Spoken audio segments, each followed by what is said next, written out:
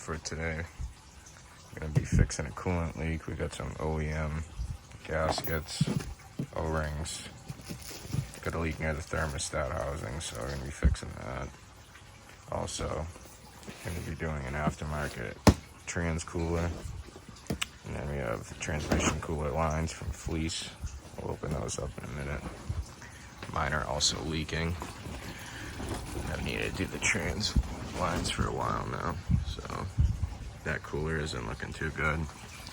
The lines down here aren't the best, so I'll show you more once we dig into it. But right now, draining the coolant. Slow process if you don't want to make a mess, but anything more than that, it's going to hit the frame, make a mess, so letting that drain.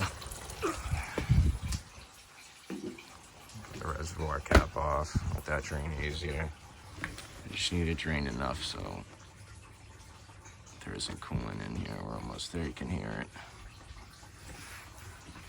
We gotta fix the O-rings on the thermostat housing right here. There's 2 O-rings on each side under this plate. And then there's this line right here. This coolant line that goes to the top of it.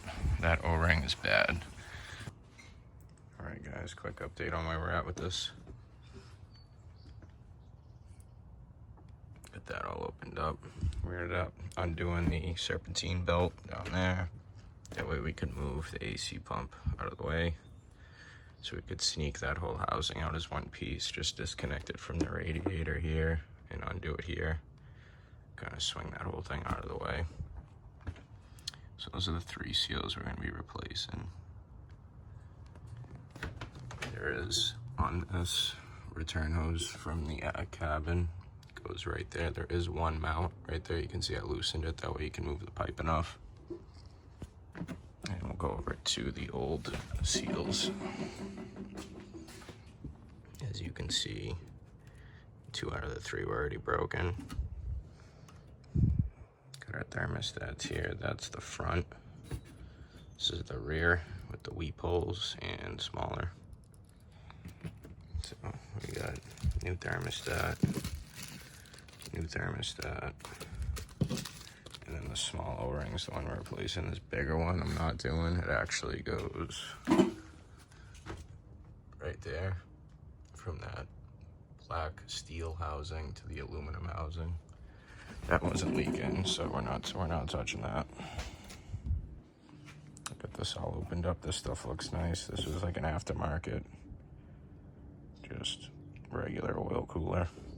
Got that on Amazon or eBay, like 40 bucks maybe. Trans lines look great. A lot of fittings to do. It's gonna be a big project doing that, but we're gonna get it done. It's gonna be a nice upgrade for sure. So next step is get some brake cleaner, some Scotch Brite, kind of clean these up a little. Put the new gaskets in, seal it all up, fill the coolant, bleed it. Get that 100% done, and then we'll probably go for the trans lines right after that.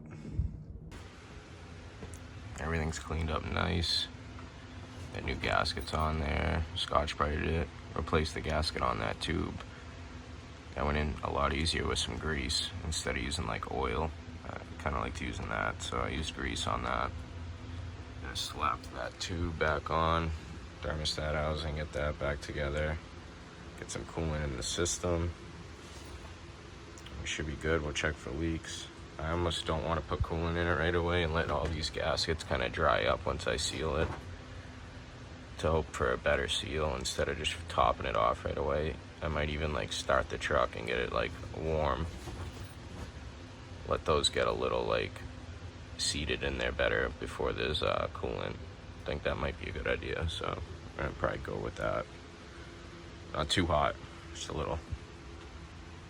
Alright, now that we got it all lined up, bolted back in, we're gonna kind of tighten this like a wheel.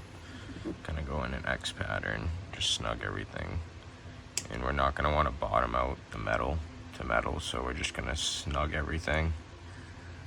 And then maybe we'll double check it after it's topped off and heat cycled, make sure nothing's too loose. Time to fill her up. We took about 8 quarts out. These 20 quart oil pans are nice, a lot easier to work with. Easier to judge what you're taking out too. So we're gonna put new coolant in, even though I could filter that and it didn't really hit the frame or get dirty, but we're gonna put new shit in. Fill this up. We got the bleeder screw open right now. Supposed to leave that crack so you hear it coming out. We've got our high line over there. Time to fill it, let it run, check for leaks. Okay. Coolant's topped off. Don't have any leaks so far, which is good. This is all nice and clean down there still. Everything's looking good. So we're gonna call the coolant done. Next is the trans lines. As you can see, I already took the grill off. I got the trans cooler right here. I'm gonna put a diagram up in the video soon, showing kind of where these lines are going. It's gonna be hard to keep track of it all. But you got two here. One goes to the transmission. I believe this one goes down and back up to the radiator. This truck uses the radiator also to heat and cool the lines. You got one right there and one down at the bottom by that intercooler boot. And then the other one goes to the transmission. So basically trans to this, then this to the cooler, and returns back to the trans. So first step's gonna be to drain.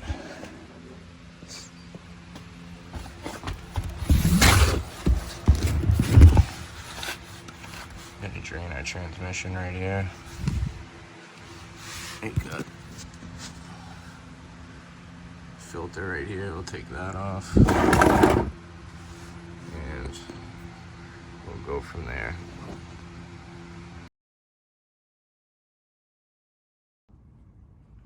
Alright, so we do have the filter for the trans off now. Get the drain bolt out. Oil definitely needs to be changed. That was at 15 mil for the drain bolt. I'll let that just sit as is for a while. There is a magnet that comes inside the transmission filter, but you don't get a new one every time. So if someone threw it away and you don't have one in your truck when you replace it, it should be like this. And that kind of collects any heavy metal as it passes through the filter. I did clean that already. And that's how it should look when you take it out of the truck. Clean it, swap it over. We're gonna work on these transmission lines, get these disconnected. I did use this pick to kind of get this dust shield off. It was flush with that, I just kind of snuck this in there, open it up. So we're gonna get those down. We're gonna pop this ring off that just holds the line in, pull the line out. Not too much fluid should come out. We're gonna disconnect these first, then get onto the truck, then do the radiator. Okay, we have some of our lines removed. I did cut them with the Sawzall to help remove them a lot easier because they're not easy to snake through here. So, big important note, when you do these radiator fittings, you can only do one at a time, or there's a chance of loosening the cooler in the radiator. So I left the bottom one so I could work with the top first, get the sizing, see how it comes out first before I try down there. We'll just get the fitting on, leave the line out, that way we have room to work. So I used 1.25 inch socket on a ratchet, broke that loose. Show you what it looks like. It's your standard OEM fitting.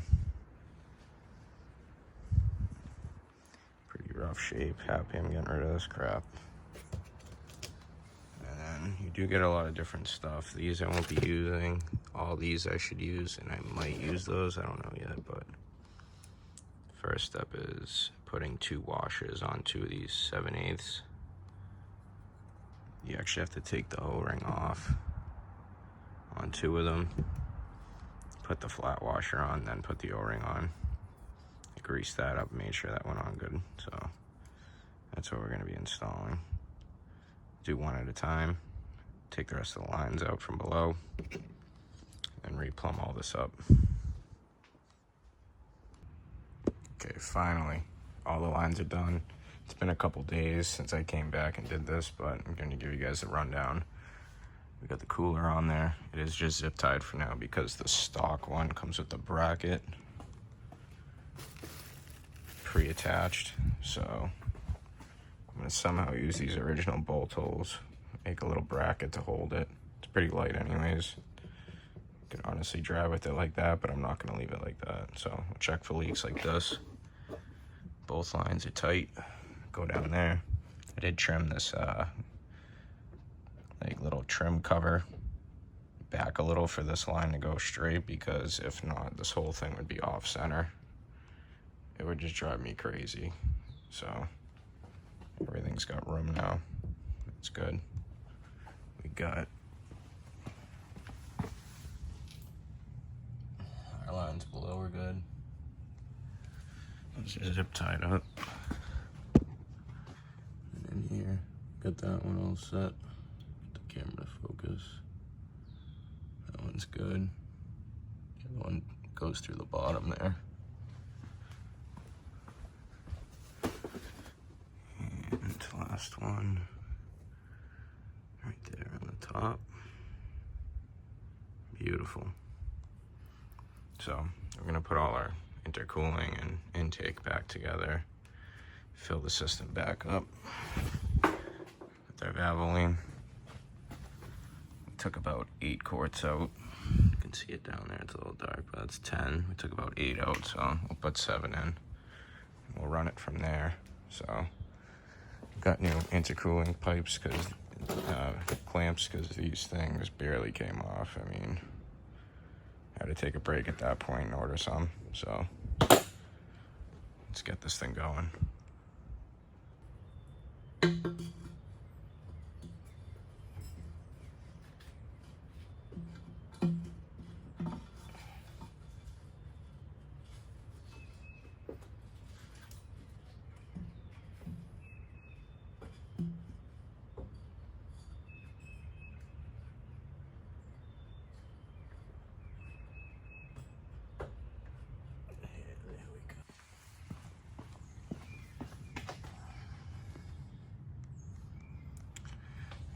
I'm just gonna get this all lined up, tighten this. Our 2 clamps. Intake after. Alright guys, doing the final top off with the Valvoline. Dex 3. That's what the truck called for originally, even though GM changed it to Dex 6. I don't care, I'm keeping it Dex 3. We're gonna use Valvoline for now. Flush out the system, drive it for a few thousand, and then probably switch to Allison certified fluid. That's what I've always ran in it, but it's good. Finally doing a service, new trans cooler lines and new cooler. There might be some metal in all the new parts, so we're gonna run it. Gonna change again a little bit. So I took out about 8 quarts. I put in 7.5. I was a little high to begin with because I was chasing the leak. And you do fill it through the dipstick. You get a funnel just like this. It'll fit right in that dipstick perfectly.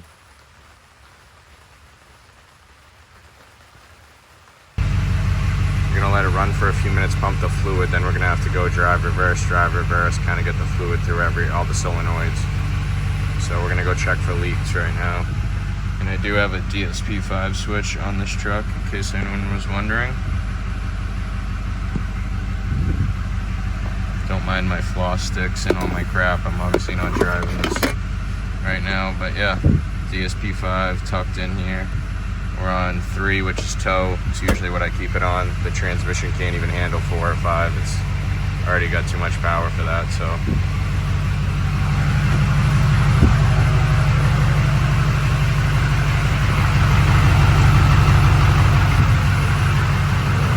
Whoa.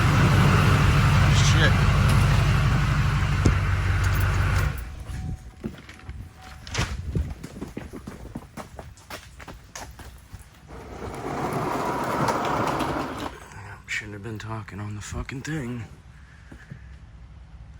Great. What's that coming out of? The worst spot possible, probably.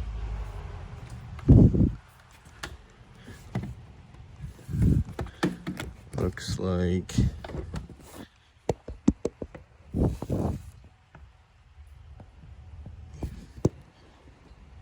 I can't even fucking tell. There's nothing here. Oh, you motherfucker.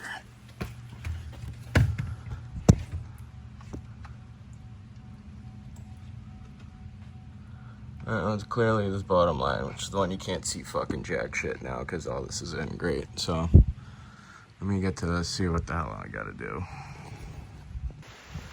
Right out the box. That's just a great sign. It's very good to know that you can't even hold pressure enough to start the truck. I can only imagine how many of the other crimps are bad. Like, what the hell, man? That's a big, that's a bummer. It's like this crimp right here. It's not even anything I did. So, I don't know. Wow. Alright, well. We got a mess everywhere. Thanks, Felice. Got a bad line. And back to the drawing board. Okay, finished product. It worked. Loosen the line. Cut that old fitting right off. This pushed on pretty good. And we got a hose clamp on there. Just all snugged up, all lined up correctly. Now we're gonna go back into our fitting. And it'll be another test go. Hopefully we don't see quarts of fluid on the ground again. Finally.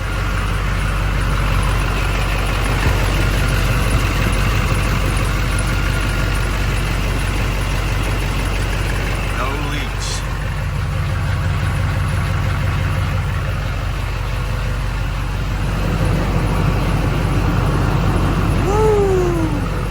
Let's go. Yeah. The Wolf Box wasn't working here or there for some reason, but once I put it on this battery, it like instantly cranked the truck and you could see the percentage going down.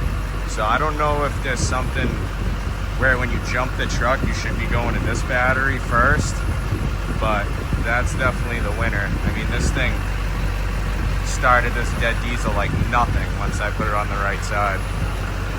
So that's awesome. But we aren't leaking, man. This is huge. Let's go. Coolant leak done. Transmission lines done. We're gonna put that back on after we let the truck run, check the fluid, and go drive it. And we're almost calling this a wrap. Let's go. Okay, guys. It was a success. She's running good. Just filled up. It's been a while since it's got fresh diesel in it. But figured I'd give you guys a little sound clip of it leaving.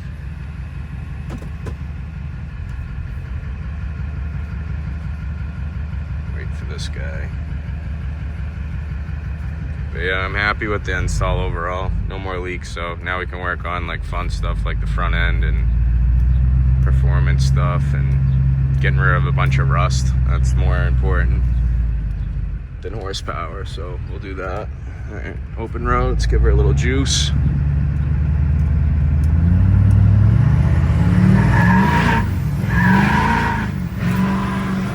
Woo-hoo! Third gear, baby. Yeah. Damn, I miss driving this thing.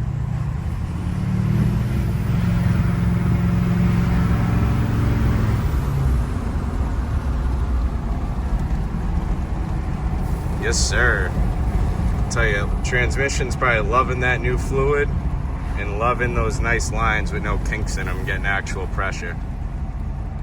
Because, I mean, this thing's shifting like nothing. Man, that's fun.